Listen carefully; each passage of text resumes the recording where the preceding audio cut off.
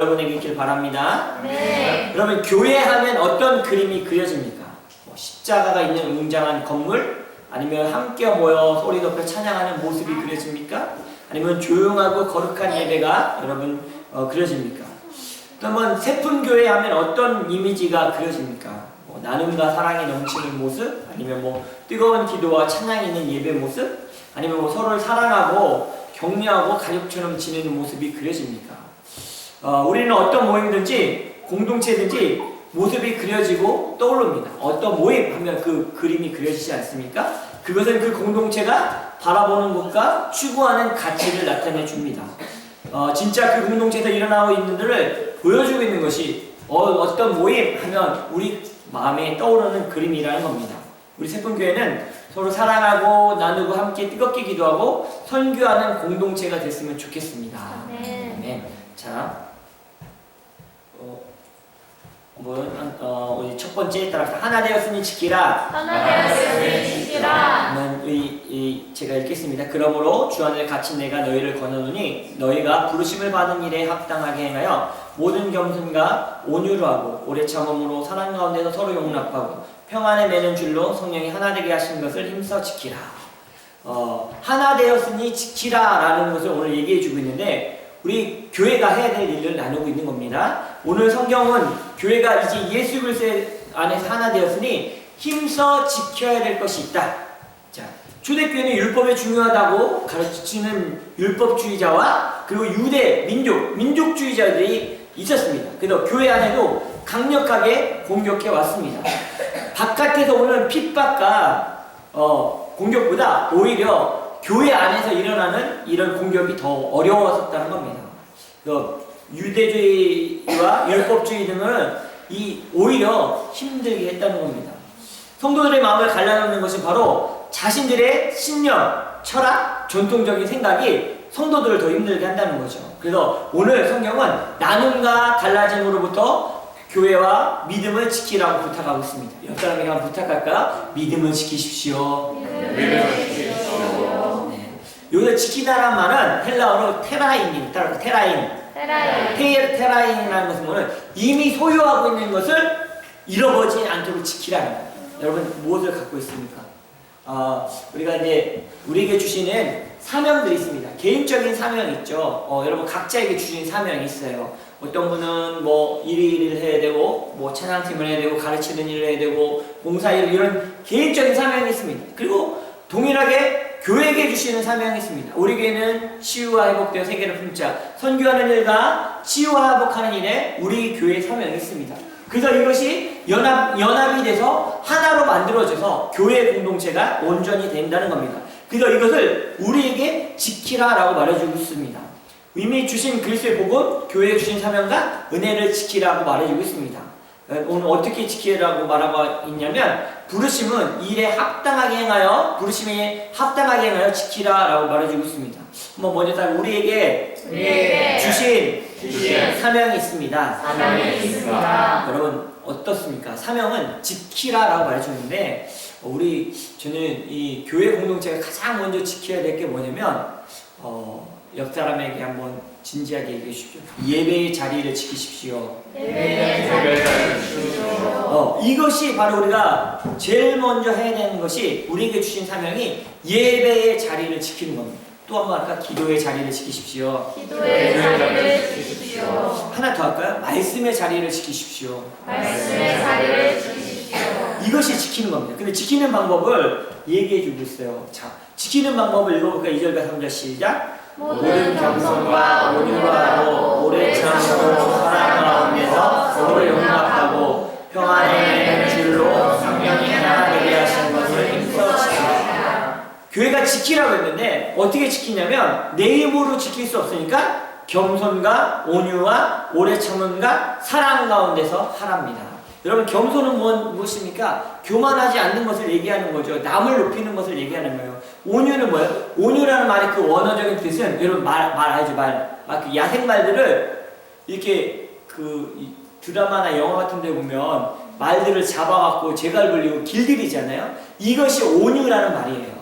그러니까 온유라는 것은 충분히 더 할 수 있고 능력이 많은데도 이 재갈에 물려져서 그거에 주인에게 길들여진 것이 온유라는 거예요. 또 오래 참으면 무엇이에요? 인내하는 것을 얘기하는 거죠. 그리고 사랑 안에서 이것들을 지키라라고 말해주고 있습니다. 근데 어떻게 지키라고 얘기하냐면 평안에 매는 줄로 하나가 되어 지켜야 한다고 말해주고 있어요. 여러분, 요즘 여러분의 마음을 흔드는 것이 무엇이 있습니까?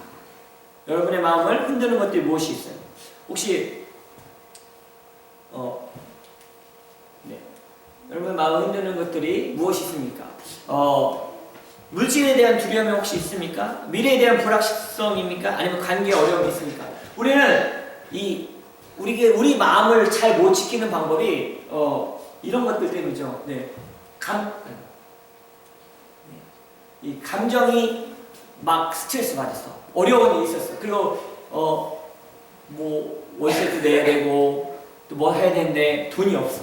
그리고 주변에 있는 사람들과 관계가 무너졌어. 그래서 이제 또 같이 뭐 어려운 분쟁들이 일어나요. 상황과 불안한 마음이 생겨요. 외부의 갈등이 생겨요. 이렇게 되면 이것이 어떻게 되면 소통이 막히기 시작합니다. 그리고 잘못된 의사소통을 하게 돼요. 왜냐면 제가 오늘 나누고 싶은 게 한번 같이 따라했으면 좋겠는데 우리의 기분이 태도가 되면 안 된다. 근데 이게 참 어려운 거예요. 그러니까 내가 집에서 화났어. 막 힘들었어. 근데 교회 와서 그 화난 모습 그대로 표현되는 거예요. 그걸로 태도로 나타나면 안 된다. 그것이 잘못된 의사소통이 되고 공감이 부족되고 조급함이 갖고 결국 이게 자존심의 겸손과 인내의 부족함을 인해서 공동체의 연합을 깨트린다는 거죠. 그래서 공동체의 연합과 평화를 유지하기 위해서는 오늘 말씀에 어떻게 지키라? 겸손과 오래 온유와 오래 참음과 사랑. 이것 한마디로 해서 따라해 줄까요? 포옹해 주리. 요즘 한국에 지난 주간 막 폭풍이 일었었잖아요. 한국에 엄청난 일들이 있었어요. 근데 제가 한 장면을 봤는데 국회에 군인들이 막 막아서 갖고 그 국민들하고 막 몸싸움 하는 거예요. 이러면 안 돼! 막 그러고 막 몸싸움 하는데 뭐 과격해지고 막 욕이 나오기 시작하면서 좀 약간 이렇게 하다가 큰일 나겠다. 왜냐면 군인들은 총을 들고 있잖아요. 뭐 어쨌든 총 들고 있고 이 국민들 아무것도 없는 그런 상황에서 이제 어떻게 하다가 군인이 밀쳐졌어요. 그랬더니 이 군인이 확 돌아서서 그 민 사람한테 좀 이렇게 부딪히려고 하는 순간 막 욕하며 싸우려고 하니까 다른 옆에 있는 군인이 와서 그 사람을 이렇게 안아주더라고요. 그러니까 그 상황이 정리가 되면서 안정이 되어지는 모습을 봤습니다. 군인과 경찰은 명령 때문에 어쩔 수 없는 상황이었는데 그 감정이 상하면 큰일이 나갈 수 있는데 안아주는 포옹이 서로의 격한 감정을 누그뜨리며 서로를 지킬 수 있게 됐다는 거예요. 우리가 지키기 위해서는 우리의 감정적인 스트레스, 물질에 대한 두려움들, 관계 어려움, 여러 가지 문제들을 지키라고 했는데 지킬 수 있는 방법이 뭐냐? 포옹해 주는 겁니다. 우리 옆 사람 한번 진하게 포옹해 줄까요? 포옹해 주세요. 옆 사람 한번 안아줘보세요. 어떻습니까? 저 안아줘보세요. 포옹 한번 해주세요. 네. 기분이 좋아지지 않습니까? 그래서 평안에 매는 줄로 성령이 하나게 하신 것을 힘써 지키라 라고 말해주고 있습니다. 성령님이 하나 되게 하시기 때문에 여러분 우리가 서로 호응해줘서 지켜나가는 저와 여러분이 됐으면 좋겠습니다.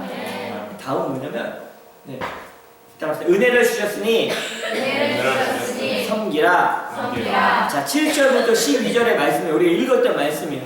은혜를 주셨으니까 섬기라는 거예요. 교회가 지켜나야 할 두 번째는 은혜를 주셨으니 이제 섬기라는 겁니다. 각 사람에게 그리스도의 선물의 분량대로 은혜를 주셨다라고 말해주고 있어요. 그래서 11절과 12절에 어떤 사람은 사도고, 어떤 사람은 선지자고, 어떤 사람은 복음을 전하는 자고, 어떤 사람은 목사와 교사고, 이렇게 해서 하나님이 각자에게 은사와 사명을 주셨다라고 말해주고 있는 거예요. 모두 다 목사가 될 수 없고, 모두 다 성도가 될 수 없지만, 그 사람들에게 그 사람의 분량대로 은혜를 주셨다라고 말해주고 있습니다. 어떤 사람은 목사님으로, 어떤 사람은 성도로, 어떤 사람은 집사님으로, 어떤 사람은 교사로, 어떤 사람은 평신도로 성품과 기질, 그 사람의 마음을 아시고 주님께서 이렇게 부르셨다는 겁니다. 따라할까? 주신 분이 하나님이십니다. 그럼 여러분 어떤 사명을 받았어요. 주신 분이 하나님이라면 어떻게 하겠습니까? 하나님 모시기 합당하게 잘 해야 되지 않겠습니까? 하나님은 너무나 잘 아시기 때문에 그 사람의 재능대로 주신다는 거예요. 저에게 주신 은혜 중에 하나가 뭐냐면 사람을 좋아하는 겁니다. 그래서 목회를 하는데 사람들 만나고 초대하고 밥 먹고 이런 걸 너무 좋아하니까 이 사명을 감당할 때 하나님이 이렇게 좋게 하셨던 것 같아요. 청년들도 좋아해서 집에서 밥 먹이고 이런 일 해서 그동안 그랬는데 제가 어려운 부분들이 있었는데 그 부분이 뭐냐면 어른들, 나이 많은 분들을 만나서 이렇게 하는 걸 되게 어려워했어요. 근데 하나님이 요즘에 저를 훈련시키고 있는 방법 중 하나가 저희 주인 집에 이제 80세 넘으신 아버님, 어머님이 계십니다. 근데 이제 보통 여자들이 말이 많은데 저희 주인분들은 아버님이 말이 많으세요. 왔다 갔다 하면서 만나면 얘기하다가 30분, 1시간을 그냥 바깥에서 이제 서서 얘기할 때가 되게 많습니다. 그래서 이제 별일 아닌 걸로 30분, 1시간씩 얘기 들으면서 제가 그것을 훈련받고 있는 것을 느끼는 거예요. 그래서 하나님이 이제는 점점 청년들과 눈높이가 안 맞아가니까 새로운 은혜를 주시는구나. 나이 드시는 분들과 이렇게 할 수 있는 걸 훈련시키는구나. 이런 생각이 들었는데 여러분도 잘 준비하시기 바랍니다. 여러분에게도 주시는 은혜가 있어요. 그 은혜에 따라서 사명을 주신다는 거예요. 각자에게 주신 사명이 있는 거예요. 저희가 아프리카 있을 때 저희 지역은 물은 있었는데 전기가 없었어요. 근데 이제 최인호 성사님 사역하는 그 북쪽 그 절반 정도 가면 거기서 사역하는 성사님이 있었는데 거기는 전기는 있는데 물이 없는 거예요. 그래서 막 서로 만나면 어떻게 물 없는 데서 사냐고, 저희는 어떻게 그분은 전기 없는 데서 사냐고 그러는데 저는 전기는 없어도 물만 있으면 살 것 같은데 어떤 분은 물은 없어도 전기가 없으면 못 사는 분도 있더라고요. 여러분 어떻습니까? 하나님께서 각자에게 필요한 그 사명들, 하나님의 사명을 주면 각자에게 주신 은혜들이 있다는 겁니다. 그 은혜대로 선물로 하나님이 사명을 주셨다는 겁니다. 여러분 그 사명을 잘 감당하시길 예수님의 이름으로 축복합니다. 네. 자, 은혜를 주셔서 섬겨라. 우리가 받은 은혜가 있습니다. 하나님이 주신 은혜가 있죠. 그것들은 은혜 가운데 은사로 주시는 것도 있어요. 우리 찬양팀들 얼마나 참 이 찬양이라는데 악기도 잘하고 음악을 잘합니까? 이런 은사들을 주셨죠. 그리고 그것을 통해서 뭐 하라고 하는 겁니까? 타인을 섬기라는 겁니다. 복음을 위해서 섬기라라고 하라는 겁니다. 이 존 메가더 목사님이 우리에게는 은혜가 두 가지의 은혜가 있다라고 말을 했어요. 첫 번째는 구원의 은혜가 있습니다. 합시다. 구원의 은혜. 구원의 은혜는 무엇입니까? 우리를 죄악 가운데서 죽을 수밖에 없는 우리를 십자가의 사랑으로 구원하신 그 은혜가 있습니다. 네. 여러분 다 구원받았습니까? 네. 또 하나는 뭐냐면 섬김의 은혜가 있다는 거예요. 이건 뭐냐면 하나님의 은사를 주셔서 우리가 남들을 섬기고 교회를 섬기고 이웃을 섬길 때 주시는 놀라운 은혜들이 있다는 겁니다. 섬겨본 자들만이 알 수 있다는 겁니다. 여러분 구원의 은혜와 섬김의 은혜가 넘치길 예수님의 이름으로 축복합니다. 네. 자, 세 번째입니다. 따라서 생명을 가졌으니 자라나라. 15절과 16절 같이 한번 읽어봅시다. 시작. 오직 사랑 안에서 참된 것을 하여 범사에 그에게까지 자랄지라. 그에게서 온 몸이 각 마디를 통하여 도움을 받음으로 연결되고 결합되어 각 지체의 분량대로 역사하여 그 몸을 자라게 하며 사랑 안에서 스스로 세우느니라. 여러분 아이들을 낳고 키우면서 가장 큰 즐거움은 아이들이 자라는 모습을 볼 때입니다. 어린애 같았는데 어느새 자라서 이런 말도 하고 위로도 해주고 도와주는 모습을 보면 부모는 행복하고 기쁩니다. 오늘 지훈의 집에서부터 자전거를 타고 왔대요. 오, 대단하지 않습니까? 예, 작년에 못해. 2달 전까지만 해도 잘 못했을 것 같아요. 근데 잘한 거잖아요. 물론 아빠가 뒤에 쫓아오면 얼마나 힘들겠어요? 그러나 그 모습을 보면서 흐뭇하겠죠. 하나님이 우리가 신앙이 자라나고 믿음이 자라나는 걸 때 얼마나 흐뭇하시겠습니까? 그래서 우리에게 말씀하시는 것이 뭐냐면 생명을 가졌으니 자라나라는 거예요. 여러분 죽은 것은 자랄 수가 없어요. 성장할 수가 없어요. 우리가 성장한다는 것은 우리가 살아있기 때문에 성장한다는 겁니다. 옆 사람에게 말해주십시오. 생명을 가졌으니 자라나십시오. 네, 우리가 잘할 수 있는 것은 우리에게 생명이 있기 때문입니다. 다시 말해서 건강한 교회는 자라나게 되어 있다는 겁니다. 자란다는 것은 성숙함을 의미하는 것입니다. 이전에는 나만 알다가 이제는 주변을 의식하고 더 나아가서 남을 도울 수 있는 것, 이것이 바로 자라난다는 것을 의미하는 겁니다. 그러면 교회가 자라나려면 서로 도움을 주고 연결되어 결합되어야 된다는 것입니다. 여러분, 같은 방향을 보고 함께 할 때 자라나는 은혜가 있을 줄로 믿습니다. 우리는 지체의식을 가져야 되고 가족을 한 가족임을 기억해야 된다는 거예요. 지키라! 뭘 지키라고 했습니까? 하나 되었으니 지키라 말해주고 있습니다. 은혜의 은사를 주셨으니 섬기라고 말해주고 있습니다. 그리고 생명이 있으니 자라나라고 교회에게 지금 말해주고 있습니다. 따라합시다. 하나 되었으니 지키라. 하나 되었으니 지키라. 은혜와 은사를 주셨으니 섬기라. 은혜와 은사를 주셨으니 섬기라. 생명이 있으니 자라나라. 생명이 있으니 자라나라. 이렇게 교회를 지키는 저와 여러분 되시길 예수님의 이름으로 축복합니다. 우리는 주의 백성이 오니 우리 같이 찬양하겠습니다.